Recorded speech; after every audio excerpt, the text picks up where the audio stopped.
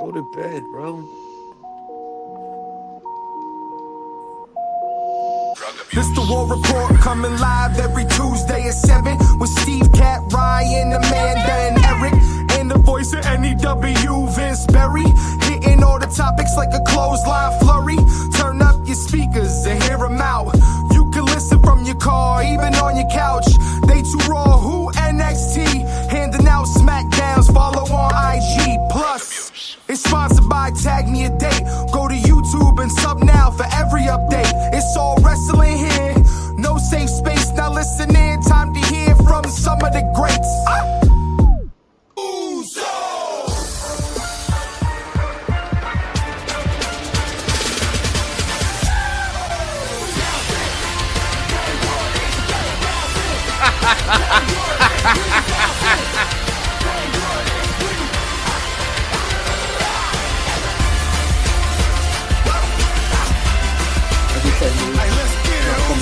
I can't read the intro either. I don't know why.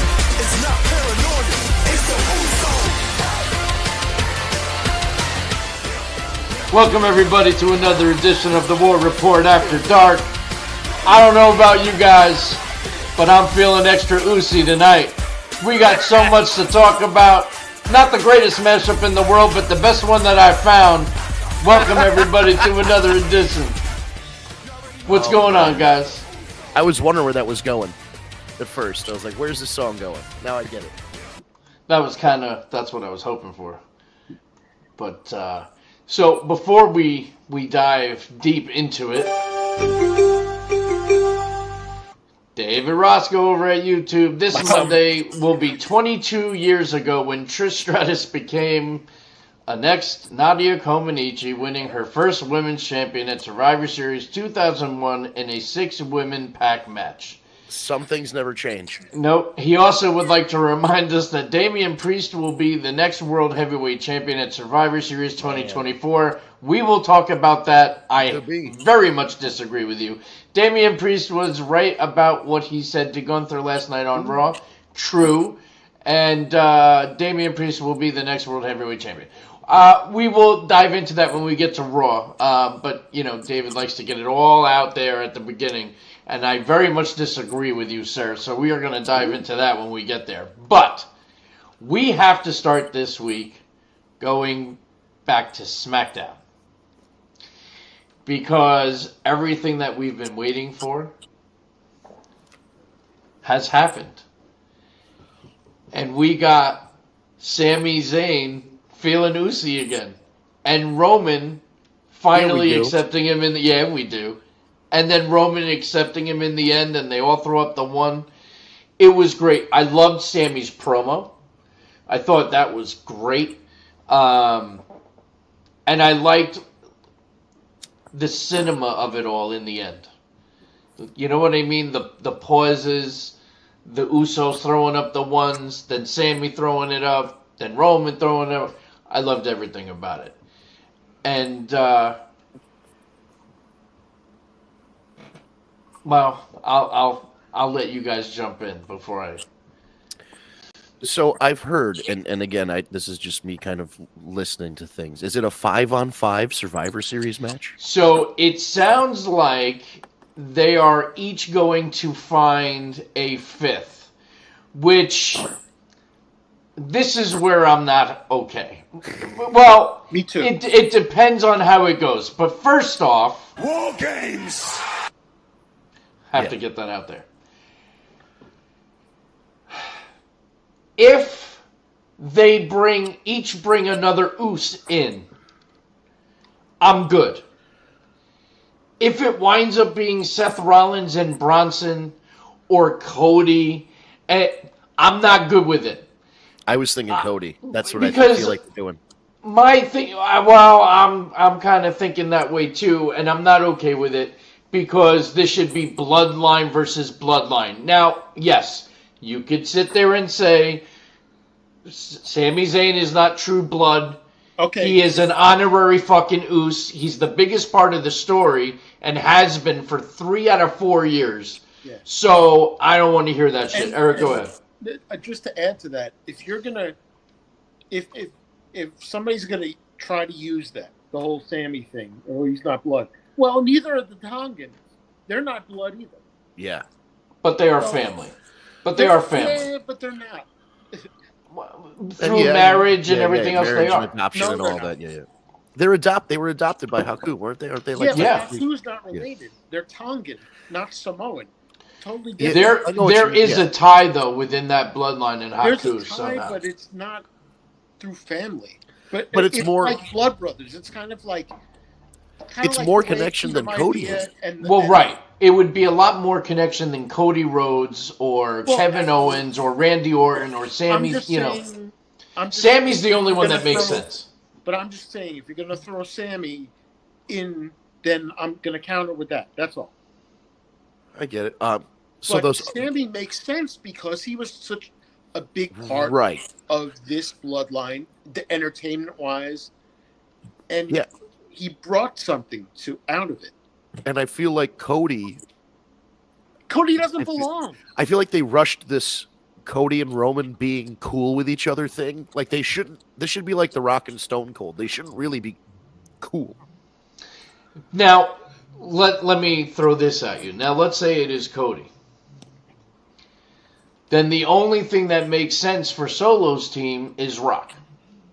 Yeah. And then if that happens, are we okay with the scenario? No. I don't know. Keep Cody away from this. I happen to agree. I'm just throwing it out there as a, point? I mean, I what agree. is the point of him being our WWE champion? I mean, look, we talk a lot about what's his name, Damian Priest's run as a champion, and I'm gonna tell you what, Gunther's run hasn't been the most impressive. At least for me, is a letdown from his Intercontinental run. But holy shit, Cody Rhodes' run hasn't, like, his best matches don't even involve the belt. Like, come on now. Like, if you look at it, most of his main matches don't even involve the belt. So you put him in there.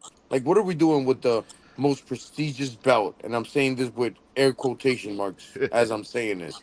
And to your point, though, he's either way, he's not defending the title at Survivor Series.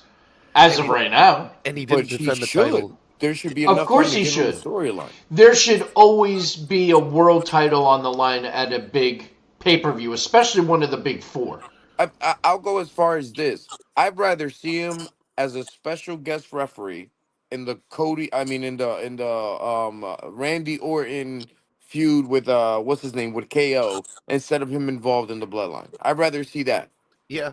Like, honest to God, like, I don't need him because he's the second fiddle to the bloodline and is a shadow over him, and he should be the most prestigious thing we have.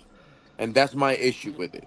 My other thing is that why are they forcing a fifth member for each team? You've got it. You've got the original bloodline versus the new bloodline. Well, historically it's a 5-on-5. Yeah, but there's plenty of 4-on-4s too. And then they could always go this way. I mean, again, I do not want to see Cody anywhere near this match, but the reality is they're going to do this whole fucking thing about how his father's the one that created War Games, and they'll do a whole thing, but that'll take away from what we give a shit about, which is the Bloodline saga.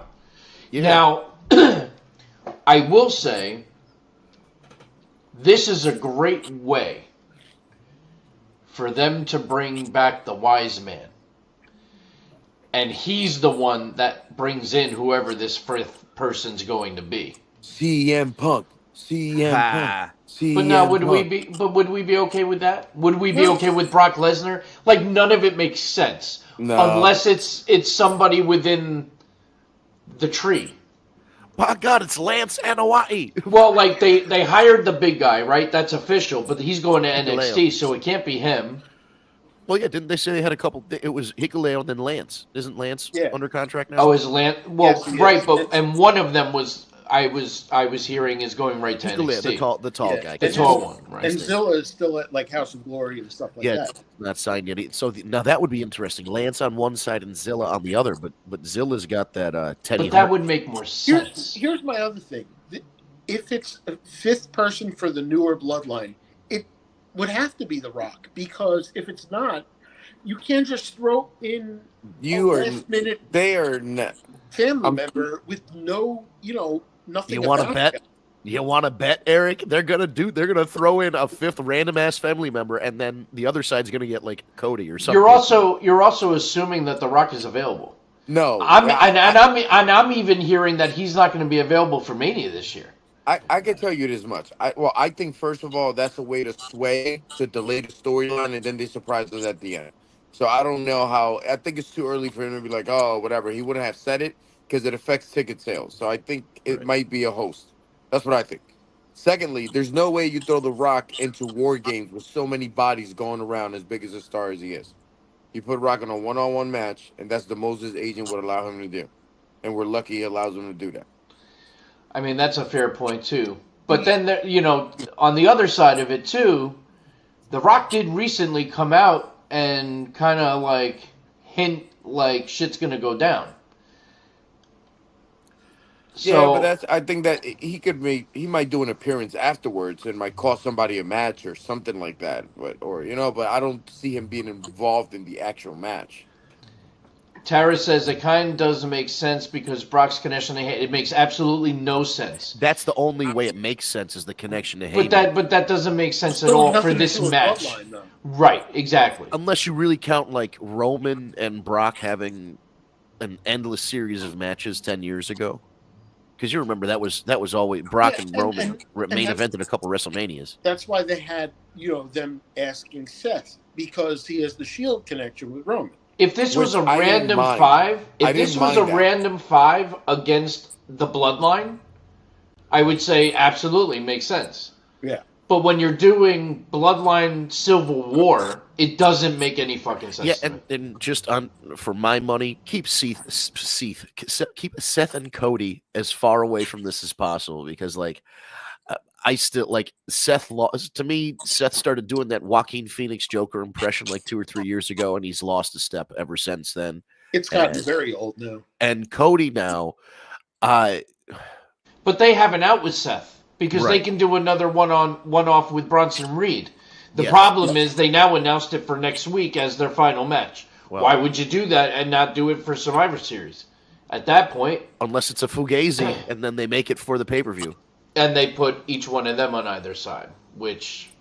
Yeah, but this Cody good... I mean, and I hate to bring up old news because you guys have already talked about it. Al was mentioning not liking Gunther's title run as compared to his Intercontinental title run. And the difference is, in his Intercontinental title run, he was just running over people. And now he's like looking like a big baby Huey, getting knocked on his ass sometimes, getting bested in promos. And, he lost to Cody at this meaningless Saudi Arabia thing. But then he shouldn't have lost. That makes him look so... He already has the secondary title. You know what I mean? He doesn't have the big belt. And then you make him lose to Cody. And it's just like, how much stuff? I get it. Cody left, founded AEW, and then you were able to miraculously sign him back, and it's a prodigal son thing and all that. How much can you throw at him over 3 or 4 years? We get it. You like him. He won everything. Now it's time to pay the piper. Cody Rhodes winning every single match for 4 years straight is the most boring possible story you could tell with this fucking guy. It's... awful. He's getting the John Cena effect because of his merch sales. He faces no adversity. Even when he lost at that one WrestleMania, he barely faced any adversity the whole run up to it, and then loses because it's Fugazi, then wins because it's Fugazi. Like Cody Rhodes to me cannot have a one-on-one wrestling match that you will consider a classic wrestling match. He hasn't done that in years. Now here I will say this. As much as I was not happy with the outcome, that was an all-around great wrestling match between Cody and Gunther at the Saudi show, in my opinion. It had striking, grappling. It told a great story. They did beat the shit out of each other. Like, I did like the match. I just didn't like that Gunther wasn't the one that went over. Yeah, but here's the thing. If you're going to go back and watch old wrestling matches, you're going to go back, you're going to watch Flair and Funk, Flair and Steamboat, Macho and Steamboat, whatever. Pick your favorite match. Are you going, oh, man, I can't wait to see that Gunther-Cody match from Saudi Arabia again? No, not at all. There's no comparison between them. But I do think all around it was a great match. Plus, it was a clean match. Oh, hey, that's good because the one real but Gunther problem... matches usually are. Yeah, and it did establish a possible hint of a future face turn. I'm not saying. Well, that kind of looks like it's going to be happening sooner than later because they even kind of hinted at that more this week with Gunther. Babyface Gunther. I mean, it would be interesting. It seems like he's getting a little annoyed with Ludwig. Yeah, I like Mike Gunther an asshole. I do too, but it would be interesting as a face because we've never seen him as a face, right? Even when in NXT, he was always a heel. But they're not turning. They're not going to turn Damian Priest, though, right? No, I don't think so. I don't think so. And regarding Cody, I really feel like it's got to be Randy Orton's time again. Wow. So you brought up Randy Orton, so let's talk about that a little bit. Supposedly he's injured, right? Or is that work?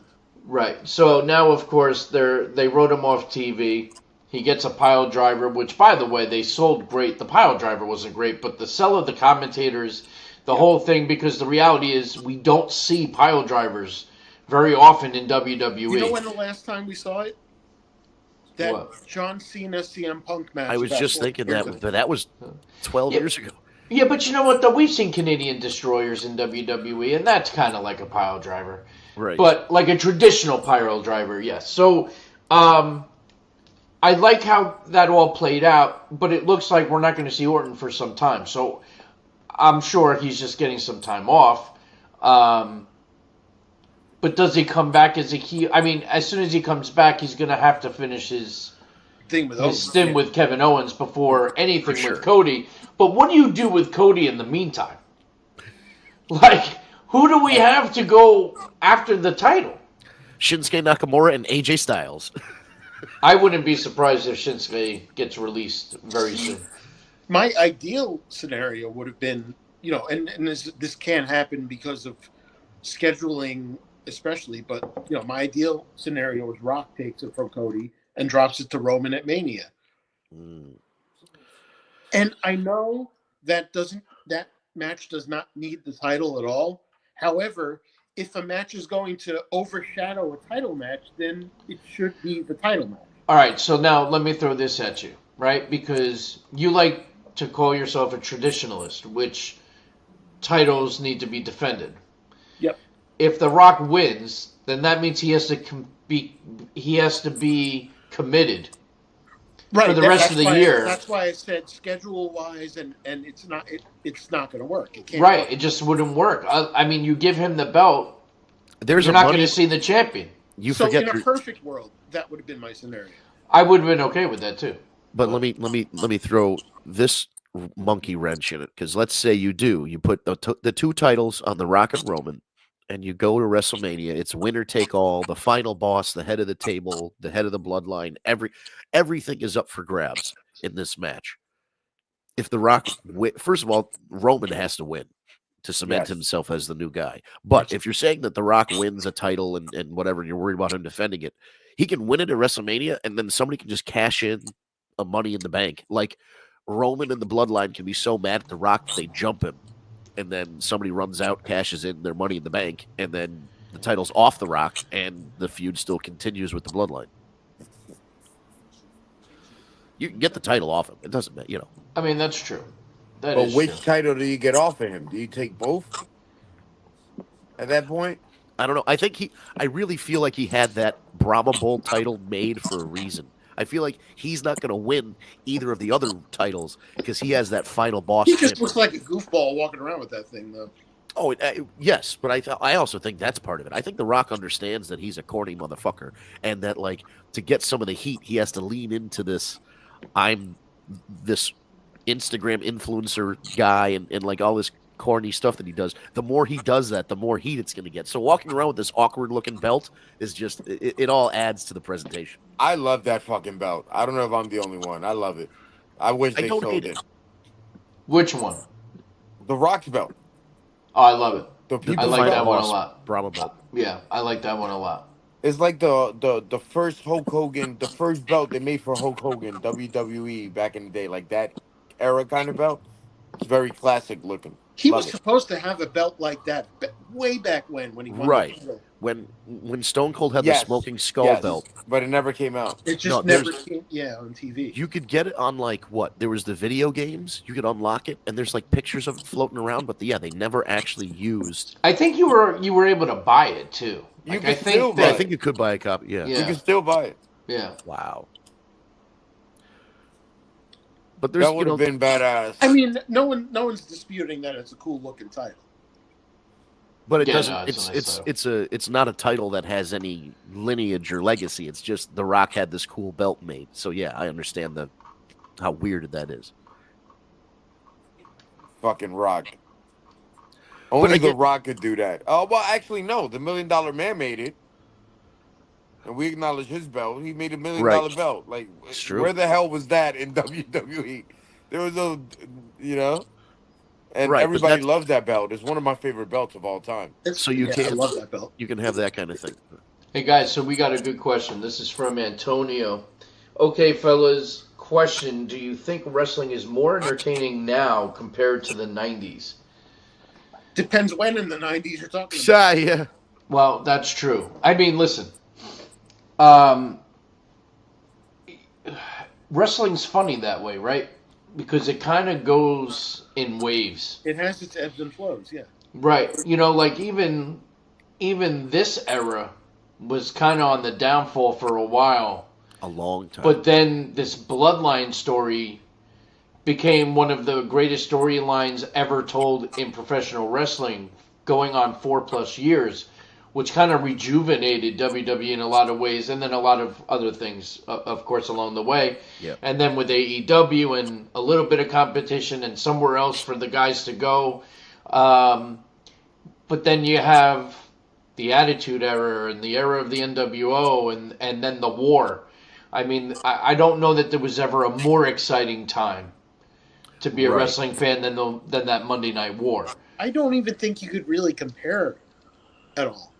No, they're doing different things with the shows now, for sure. Back then it was very right. It was edgy. It was limit pushing. You were in the era of South Park, and DX and the NWO running roughshod, and Stone Cold drinking beer, and Goldberg streak, and all of this stuff that I don't.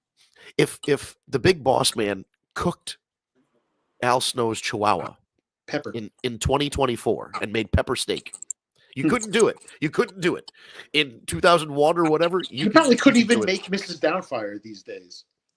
Oh no, you'd get all kinds of letters about that. But that's the thing. So, and it's also just different taste wise. Because think about it. As however old you are, I assume you're in our.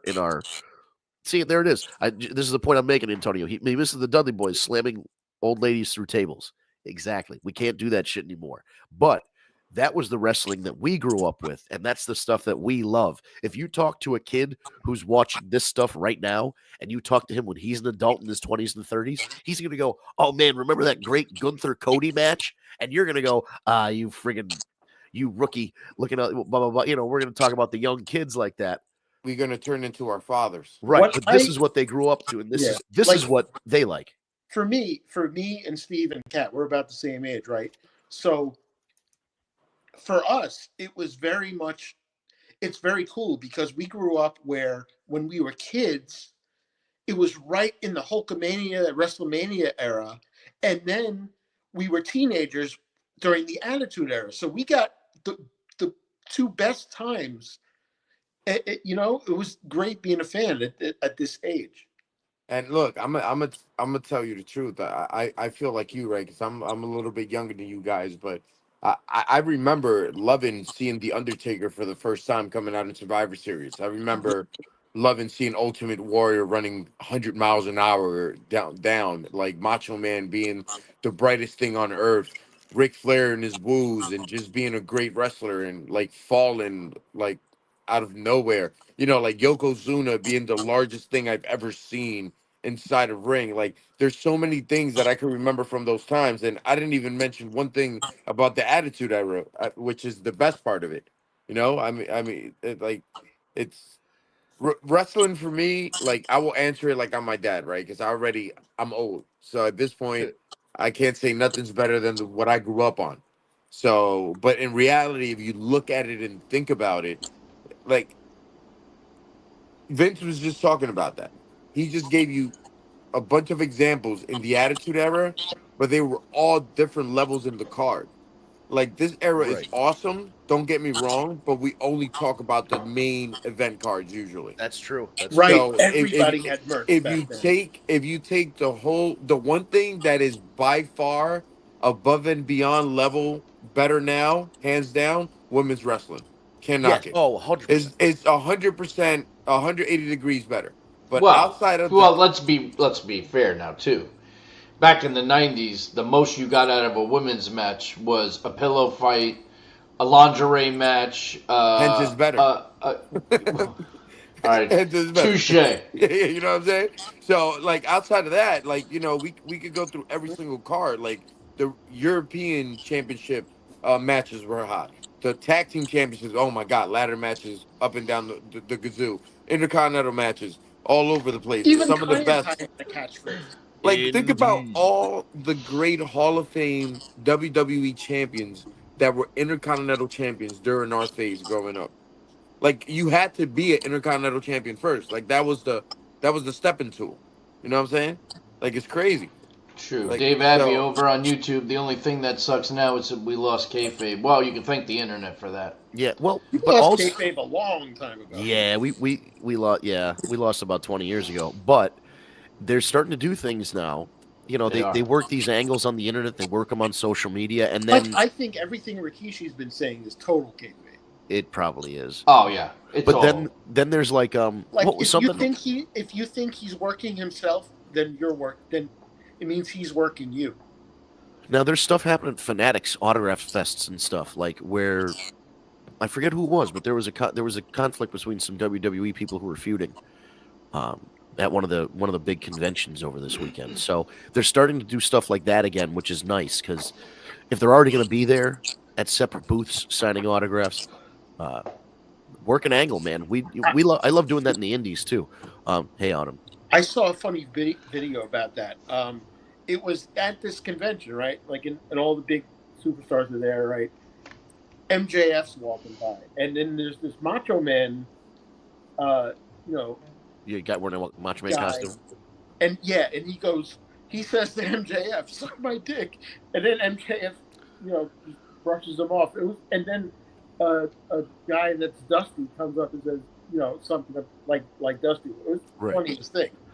And he's working with him, yeah. Yeah. And I saw MJF.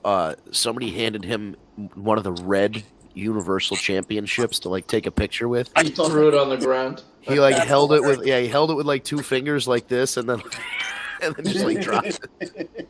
It's fantastic. He's such a dick. So SmackDown was overall decent show, but the big takeaway was really the bloodline and the reunion of Sami Zayn with the Usos. Sami Uso. And then you have Raw. I can't stress enough how much I'm getting used to the 2 hours, which really sucks because it's going to go back to 3 shortly. So we got to enjoy it while it lasts. But it goes quick now. Yeah. The show's been good. It's been compelling. 2 hours, it's like the perfect amount of time.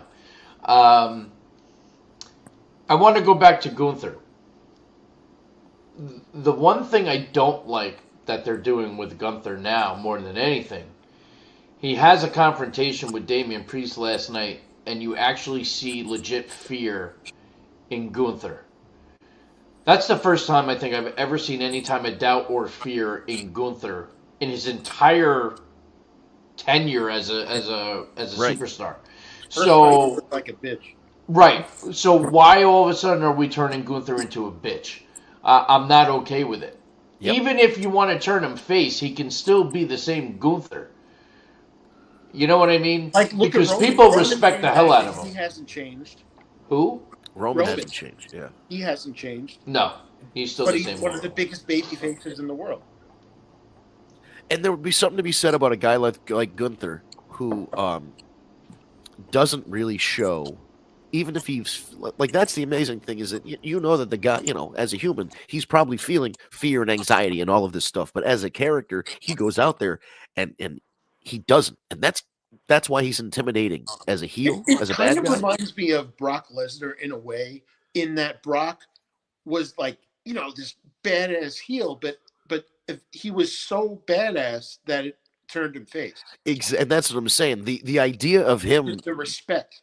right, carrying this "I show no fear, you can't hurt me" kind of Superman character as a babyface. Oof, I think that's more interesting than, well, let's make this guy vulnerable or something. It's like, this is wrestling. We don't need nuance. This guy doesn't need to be vulnerable. He's Ivan Drago. He's like an unthawed friggin' German SS super soldier or something. You know what I mean? Like, he is what guys like Ludwig Borga or Vladimir Kozlov should have been, but weren't. Well, because they weren't good enough to be that. No, they weren't, and he can, he's got it. Yeah, he's like a this is a bad comparison because Nikita's American, but it's almost like Nikita Koloff, where you had like that Russian. Every era you have the foreign guy who's tough like this, and some of them suck like Ludwig Borga, but then some of them are good like Rusev and Gunther. Yeah, it's true. Right. And Gunther's by far the best of them all. 100%. Not even close. So SmackDown, Raw, we had more developments in the 100% split that's coming between Kofi and Xavier. That tension just continues to build. Which will culminate on the 10th anniversary celebration of the New Day. Yeah, when is that happening? Monday, isn't it? Is that this coming week? I don't know. Oh boy, like the last straw will them not be winning the tag titles. We're gonna have a new festival of friendship. I don't know. I kind of want it to end already. It's been drawn out too long. Dave Abbey, we all know what the outcome is going to be, but the way Cross reacted at the end of the 6 Final Testament segment was great. Yes. So that was also a great segment. Isn't it ironic that it took The Miz to make the Final Testament relevant? Or whatever the hell their name is?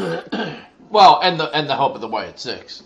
I'll tell you what, I'd love to just see them throw a traditional 4-on-4, the Wyatt Six against Miz and Final Testament.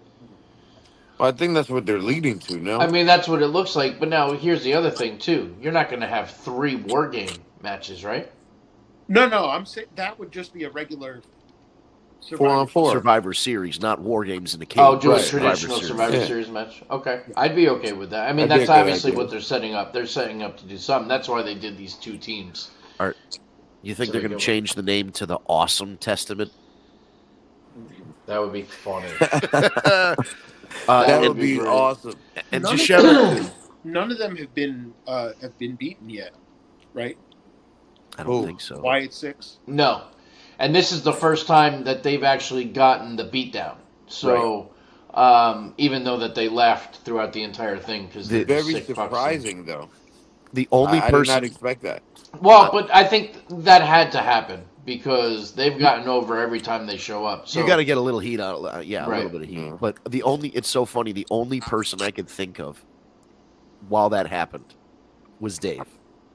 I'm like, the world's biggest and maybe only Karrion Kross fan must be so happy right now that he's being featured and like stuff is happening for him. I was a huge fan. I was a huge fan of Karrion Kross until he wore that gladiator helmet. That was it. Once they gave him the porn gear, it was over. Yeah, remember that shit? No Scarlet. That was the other thing. How do you not have Scarlet come out? Yeah, and he walked out there in this little leather gladiator outfit on this big. What I didn't like was that stage too. That stage is just like a void of color, and he just looked like a teeny tiny little action figure. And he lost to Jeff Hardy in like 30 seconds in his debut on Raw. Remember they did that to EC3. EC3 lost to like Ambrose in like a minute, and then that was it. Yeah. He was donezo. Look at Dave's comment. I could do a thesis on how they screwed him. I believe it's true. It's true. And we should also mention Bronson Reed cut one hell of a fucking promo on Raw. Dave Abbey and Hardy cheated. He's still not over it. He cut a great promo. We don't hear a lot of promos out of Bronson, especially in the ring. Like sometimes a quick little backstage thing, but I thought that was great. He's awesome, and he makes me want to cheer him and not Seth Rollins. Yeah, well, that's true. Dave Rosca, when is Alexa Bliss coming back? That's a great question, man. Soon. Everything, it seems like it's going to be sooner than later, but she has been dropping hints. The bigger question is, when she does come back, will she have any affiliation with the Wyatt Six? She should. She better. I think it would be very interesting if they had her come out at the Rumble, and it's the old music, it's the old Alexa Bliss, just the regular old happy to see everybody, and then and all the fucking lights go out, and then the lights come back up, and the Firefly Funhouse theme plays, and she transforms into Wyatt Alexa, and not to mention her involvement then at that point brings Nikki Cross into it, which makes sense because they were Braun into it together, and so it gives it authority for Nikki being involved. So, and why not have two female members? Why not? Why not? It's the Wyatts. Anything's possible. David Rosca, Bronson Reed versus Braun Breaker for the IC Championship at Survivor Series. Why? How does that even make any sense? They had one little nose to nose backstage, but he's knee deep in shit with Seth Rollins right now. Potential match, yes, but I agree though. But not at Survivor Series. Yeah, probably won't. It would be a great match, but it's not. I don't see it happening at Survivor Series. Yeah, they have to clean up the Seth Bronson Reed thing first. And if we all think that next week is going to be their final match, I don't see that happening. No way. No. They have something special with those two right now. I still thought that Bronson should have won that first match, but yes, I agree with that too. I feel like I really think, like we said earlier, something's going to happen in this supposed final match where they're going to have some kind of stipulation match at the pay-per-view. Last man standing or a no holds barred or no countouts, no DQs. For me, that initial match, the only way it would have made sense for Seth to get the win was to get like a fluke win, right? But like Bret Hart when such a beating, like that, where he looks like the loser even though he won the match. Didn't Bret pin Yoko kind of like that? Like where it was like he got his ass whooped, but he was able to just barely hang on and beat Yoko. Yeah, off the rope. He kind of made him slip and That's what I was thinking. He went off the rope and slipped. And, so that would have been a good finish to recreate with Reed and Rollins, because then you could have Bronson Reed just beat the shit out of him for however long, and then Rollins get this kind of fluke pin at the end, and he's the veteran, the wily veteran that knows all the tricks. Well, and they kind of did that with Bam Bam in the finals of the King of the Ring, where Bam Bam was beating the shit out of him most of the match. Little interference from Luna, but still. Well, I mean, Bret's a genius. And then Bret, I was about to say Bret was great at getting his ass kicked. Like he was, he was only second to Shawn Michaels back then. So Bret gets the win, but Bam Bam looked awesome. Right. That was why Bret was the best. Going over, getting over, right? Yeah, he was one of the best there is, was, and ever will be, for sure. Definitely my favorite wrestler growing up. And he doesn't like Bill Goldberg. Bill Goldberg. I love it. He says Bill Goldberg. He never says Goldberg. He never says Bill. Bill Goldberg. One time he even said William Goldberg. So listen, one thing we don't often speak about on this show, but I think it's something that we do need to talk about this week, because last week was a very interesting NXT. Oh, the one from the ECW arena. Ah, there it is. Extreme. Any chance you get to play the music, you play the music. Harry Slash the Slash Stone. What if they incorporated?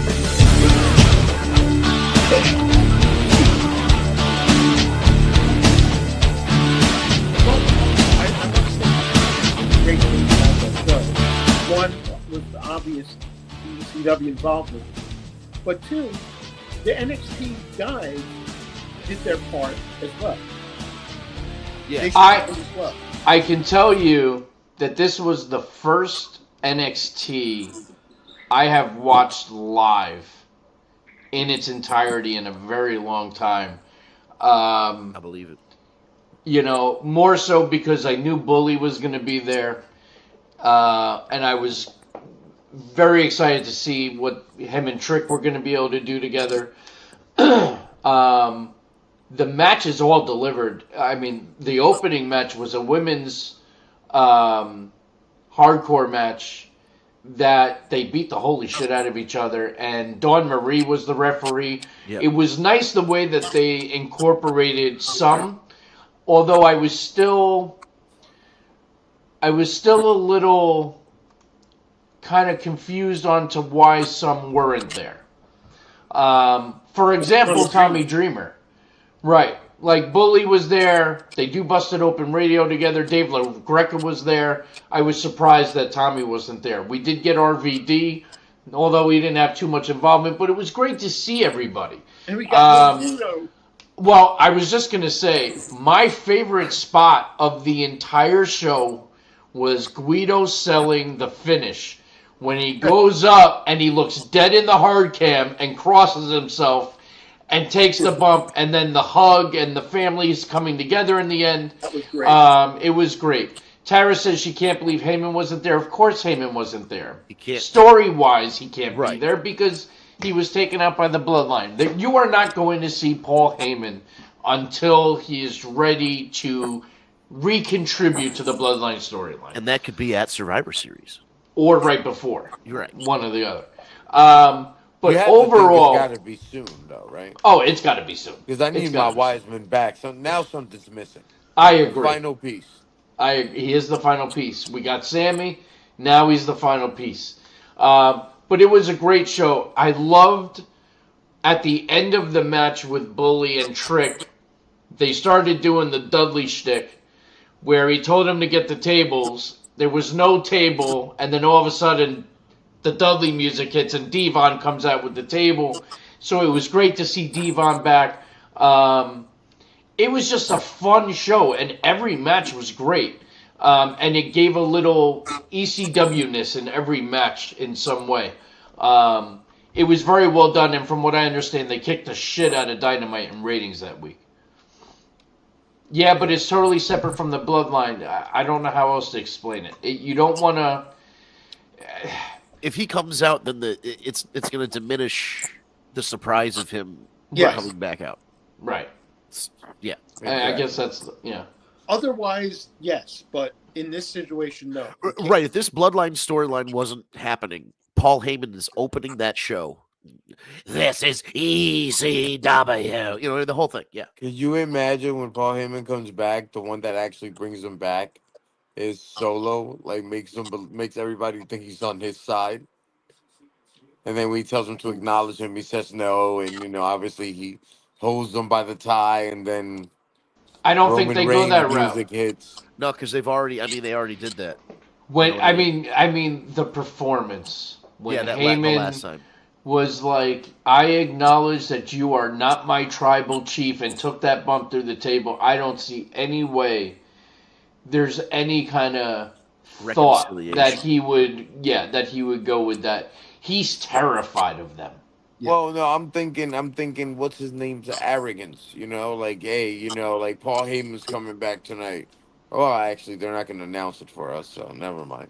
I think all you're going to hear is his voice, and he's just going to walk down. Ladies and gentlemen. Yeah. That's all you're going to hear, and the roof. You're going to think The Rock showed up. That's the kind of fucking pop he's going to get. Insane.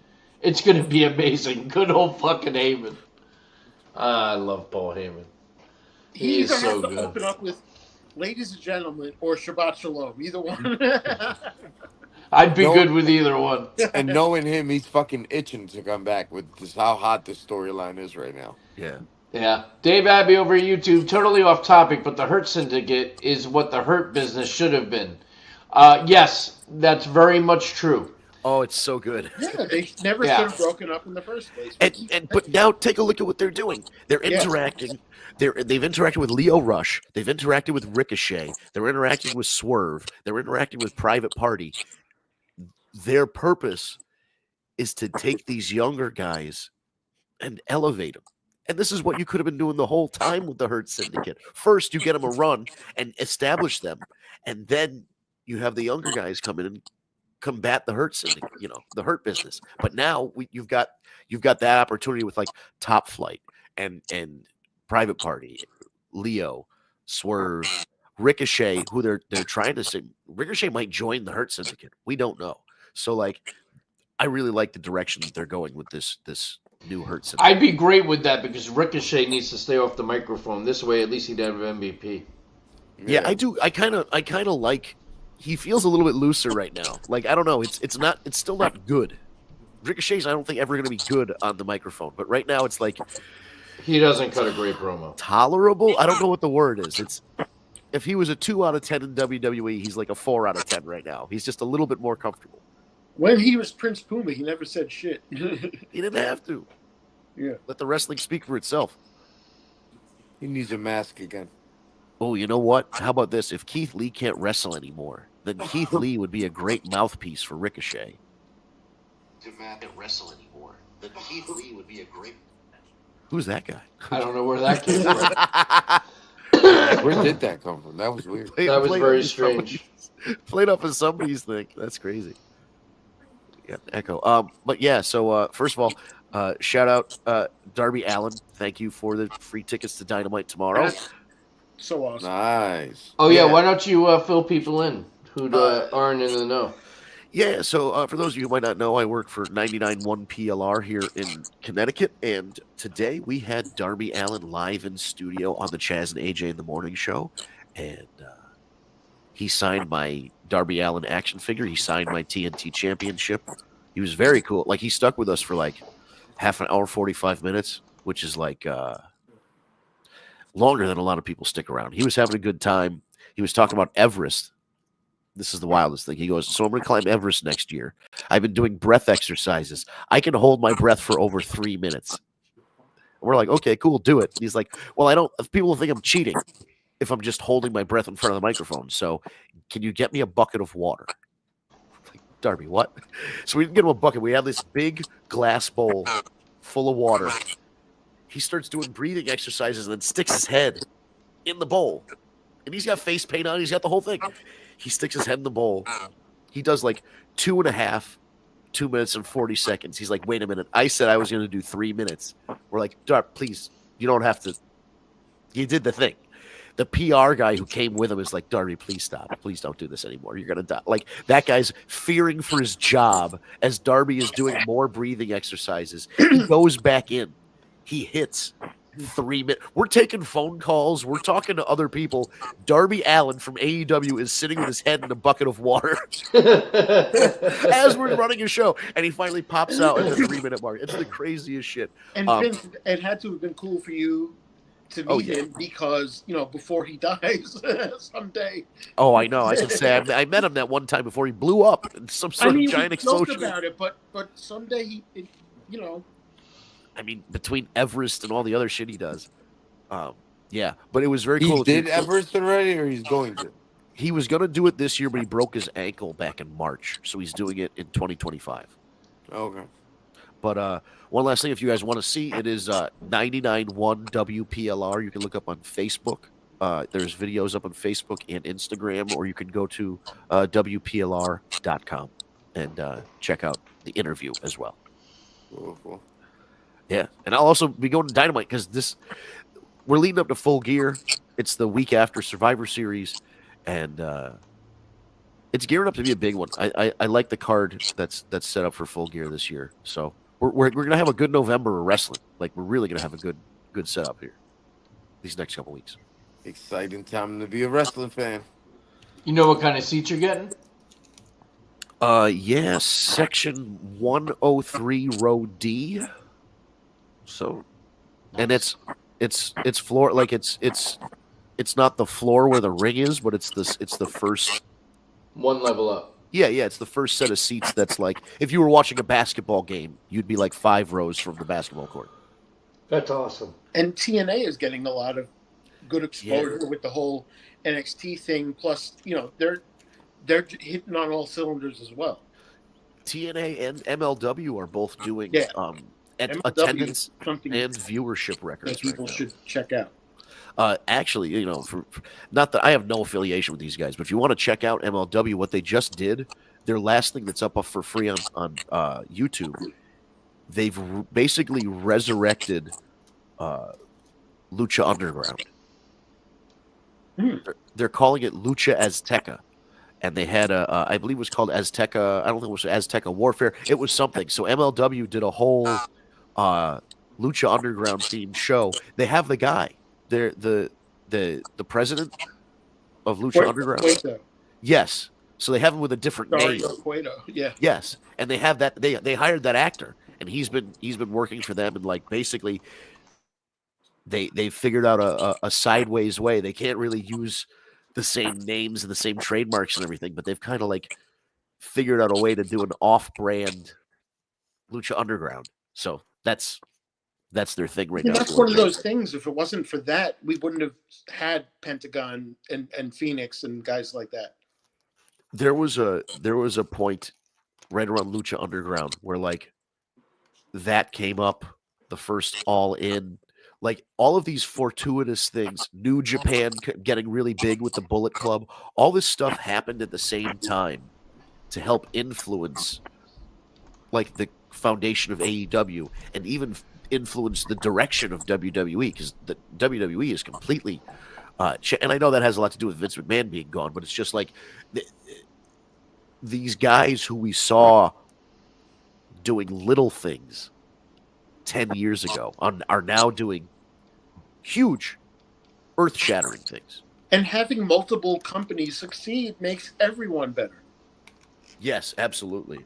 And that's why I didn't like when Lucha Underground went away, because I felt like that was another alternative for guys. It's a completely different... It was very different. Yeah, yes. We had the NWA Power for a little bit.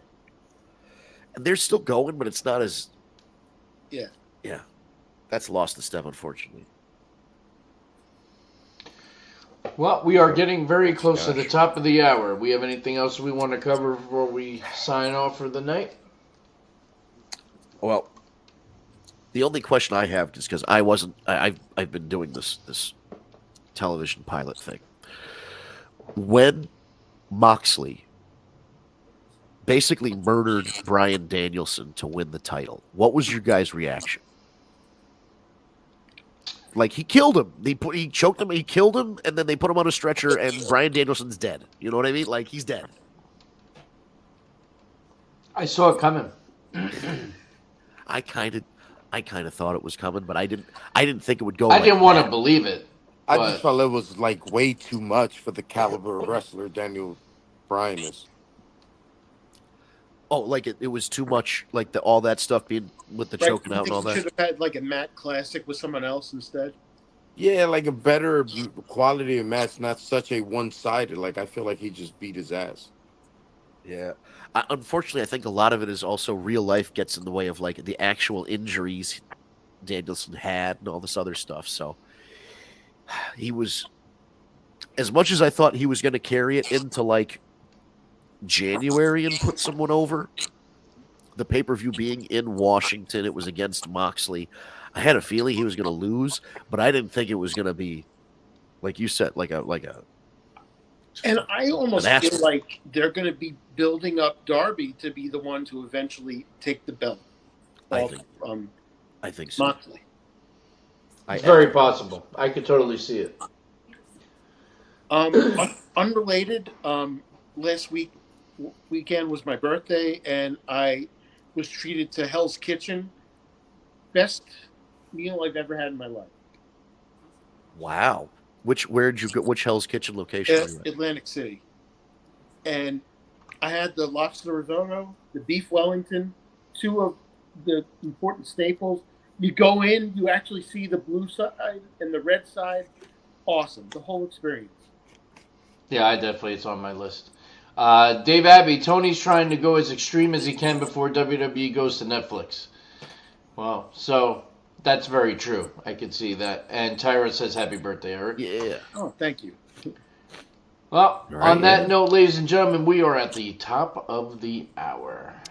Absolutely. That's going to do it for us this week, but never fear, we will be back next week, 9 p.m. on Eastern Time for another edition of the War Report After Dark. You can catch us live on, what are we on now, Steve? Because I know it changes almost week by week. Well, we're on the same, so when we're live, YouTube, it's going to be on my Facebook page, the Tag Me a Date Facebook page, and our YouTube page. Perfect. Nothing else is working at the moment, but shortly you'll see clips and shorts and reels. Right. Those will be all over. And then, of course, you'll be able to get the full podcast at all the major streaming places that you can go and get the podcast. Excellent. And then if you're looking for the YouTube page, it's Tag Me a Date. You type Tag Me a Date, all one word, no spaces in YouTube. You hit subscribe and hit the bell. It'll send you a notification when we go live. The Facebook page is Tag Me a Date, or if you're friends with Steve. All the other social media is also at Tag Me a Date. Tag Me a Date with no spaces. You're going to find those reels and clips and all that stuff on our Instagram or our TikTok. We're also on Twitter/X. Basically anywhere you want. If you put an at Tag Me a Date, you're going to find us on that social media platform. And as Steve said, we also have audio versions of the podcast, so you can subscribe on your favorite Stitcher, SoundCloud, Spotify, Apple Podcasts, Google Play Podcasts. So all I got to do is type in the War Report, Tag Me a Date, etc. You'll find the podcast. There are 2 podcasts called the War Report that talk about pro wrestling, but you'll see like the logo that I have, and you'll see our names in the description of the podcast. So you know it's us. Hit the subscribe button, and the audio version will go right to your phone or tablet within an hour of our show going off the air. Thanks to Ryan for pulling that audio and doing that for us. Anything else we got? Behind the magic. Really? And I wish he'd go. I know he's got work and stuff, but it would be nice for him to come back on as well. Yeah, when he can, he'll jump on. He wants to be on, so. Right. Oh, I know. He definitely does. So I think All that's right. it, right? Ladies and gentlemen, we will see you next Tuesday, 9 p.m. Yes, sir. Have a good one, everybody.